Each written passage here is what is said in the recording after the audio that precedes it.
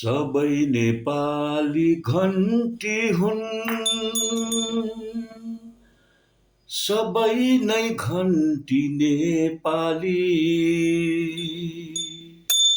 घन्टीको मिठो आवाजमा एकजुट हामी हिमाली। सबै नेपाली घन्टी हुन्, सबै नै घन्टी नेपाली। घन्टीको मिठो आवाजमा एकजुट हामी हिमाली। नमस्कार सम्पूर्णलाई, यो कालीमोरको तर्फबाट म हजुरहरूलाई यो घन्टीको बारेमा म केही भन्न गइरहेको छु। अब विक्रम सम्वत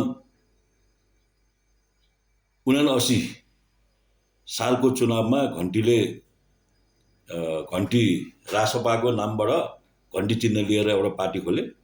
यसले चाहिँ लगभग 22-23 सिट ल्यायो। अब तत्कालीन को तानाशाही र फासिस्ट सरकारले रवि लामिछानेलाई जितिसकेपछि पासपोर्ट काण्ड र नागरिकता काण्ड लगाएर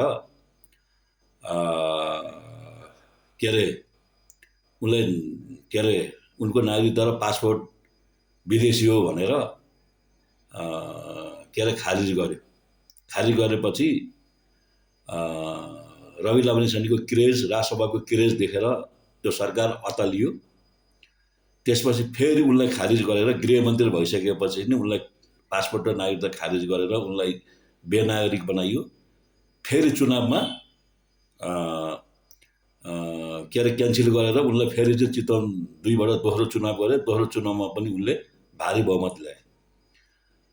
त्यो 79 सालको चुनावमा यसमा चाहिँ के छ भने रवि लामिछानेको पासपोर्ट फेक विदेशी थियो, नागरिकता विदेशी थियो थिएन भन्ने कुरो त्यो बेलाको सरकार पनि दोषी छ। त्यो बेलाको निर्वाचन आयोगका रमेश थपलियालाई पनि ठुलो कारबाही गर्नुपर्छ त्यो बेला, किनभने उनी त्यो बेलामा चाहिँ प्रमुख निर्वाचन आयुक्त थिए।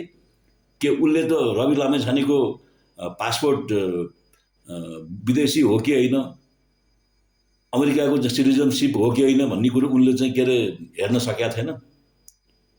त्यो रमेश थपलियाले गर्दाखेरि नै यो आजसम्मको स्थिति आएको यो नेपालमा र यो रवि लामिछानेलाई चाहिँ।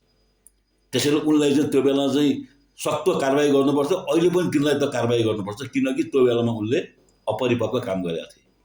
रवि लामिछानेले उठ्न दिएर अहिले पनि उठ्ने दिन हुँदैन थियो। जे होस्, तत्कालीन सरकारको यो आफूलाई प्रजातान्त्रिक भन्ने सरकार ले रवि लामिछानेलाई निकै अन्याय गर्यो। अब विभिन्न किसिमका राष्ट्रिय झुटा मुद्दा लगाएर, सहकारी काण्ड लगाएर होइन। त्यसैले अब जे होस्, उनलाई चाहिँ धेरै दुःख पनि दियो। उनले चाहिँ धेरै ठाउँमा धरौटी राखेर मुद्दालाई छिनोफानो गरेर जेलबाट पनि निस्किए। र अब अहिले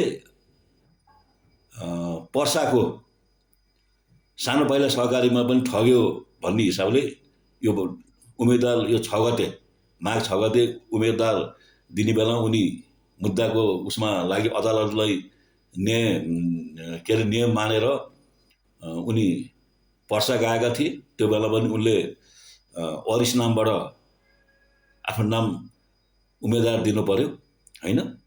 यसैले अहिले केही नसकेर केही नलाएपछि अहिले राष्ट्रिय उनका चाहिँ सम्पत्ति शुद्धिकरणको मुद्दा पनि सरकारले फिर्ता लिने भएको छ। यो रवि लामिछानेले हुने बेलादेखि काट्थे, मार्थे, मोटरसाइकलमा फाल्थे, नभएको हुनाले उनले गरेका हुन्। यो सरकारले फिर्ता लिएको।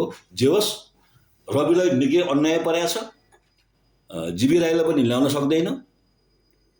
यो सहकारी ठगेका चाहिँ मेन कुरो चाहिँ यो के अरे एमालेको महाधिवेशन गर्दा, काङ्ग्रेसको महाधिवेशन गर्दा, माओवादीको महाधिवेशन गर्दा नै यो सहकारीको पैसा यिनै नेताले लुटेका हुन्।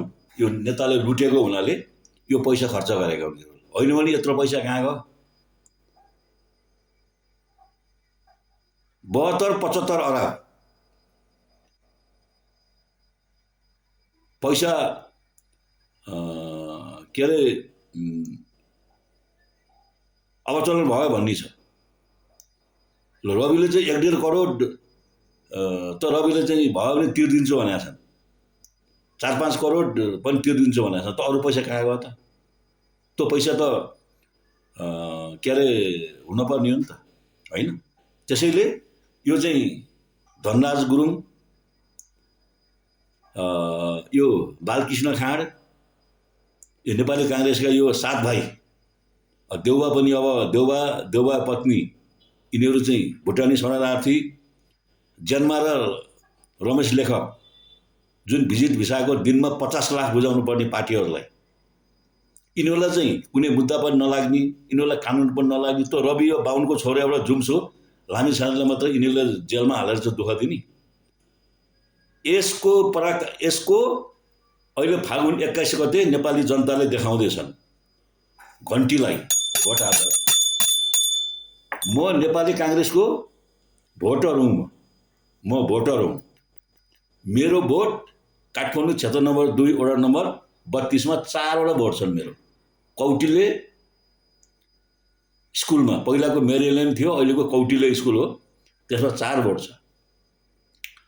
मैले पहिला बालेनलाई पनि हालिदिएको मैले, अनि मैले सोभितालाई पनि हालिदिएको। सोभिता गौतमलाई चाहिँ मैले उनको भाइ, म गाडीमा चढ्दा फेरि उनको भाइ रहेछन्, अङ्कल तपाईँको भोट कहाँ छ के छ भनेर सोधेको थिएँ। 2 नम्बरमा छ बाबु, मेरो 32 वडामा मेरो दिदी उठ्दैछन् सविता गौतम, त्यसैले उहाँलाई दिनुहोस् है भनेको हुनाले मैले चाहिँ नेपाली काङ्ग्रेसको पनि त्यो बेलामा कुनै गतिलो क्यान्डिडेट पाइनँ।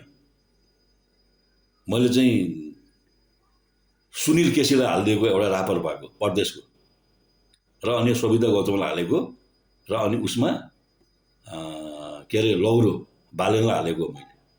4 भोट छन् मेरो। अहिले पनि म काङ्ग्रेस हो म, तर यो काङ्ग्रेसका यो 7 भाइले 35 वर्षसम्म चाहिँ नेपाली काङ्ग्रेसले गरेको ज्याजती, नेपाल कम्युनिस्ट पार्टी एमाले गरेको ज्याजती, लुट भण्डाफोर, र माओवादीले सूर्यल्यान्ड बनाउँछु भनेर जनतालाई ठगेर क्यान्टोनमेन्ट ठगो, अहिलेको लडाकुलाई ठगो। यसपछि यिनीहरूलाई चाहिँ हामीलाई चाहिँ एकदम के अरे यिनीहरूले जनतालाई ठगे, केही पनि गरेन। अरूलाई हेऱ्यौँ धेरै पटक, एमाले काङ्ग्रेस माओवादीलाई हेऱ्यौँ धेरै पटक, यसपटक हेरौँ घन्टीलाई एकपटक।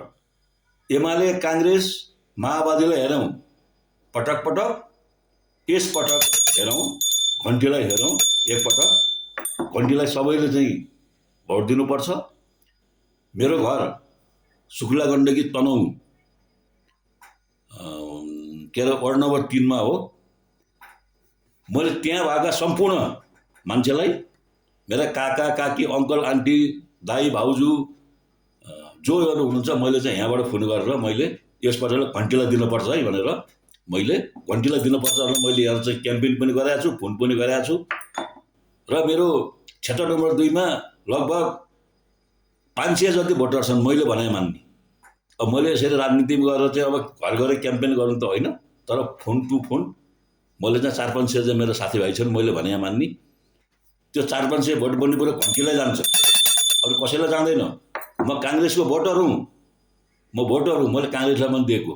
तर जति दिए पनि, घाँटी काटेर काङ्ग्रेसलाई दिए पनि, कान काटेर दिए पनि, ज्यान सेरिए पनि, काङ्ग्रेसले पनि केही पनि गरेन, र एमाले र माओवादीले त केही पनि गरेन। यो रापरपा फापर यी भनेर त झन् यी के अरे राजालाई देखाएर रोटी सेक्ने मात्रै हुन्। मैले कसैको विरोध गर्दिनँ। म काङ्ग्रेसको विरोधी पनि होइन,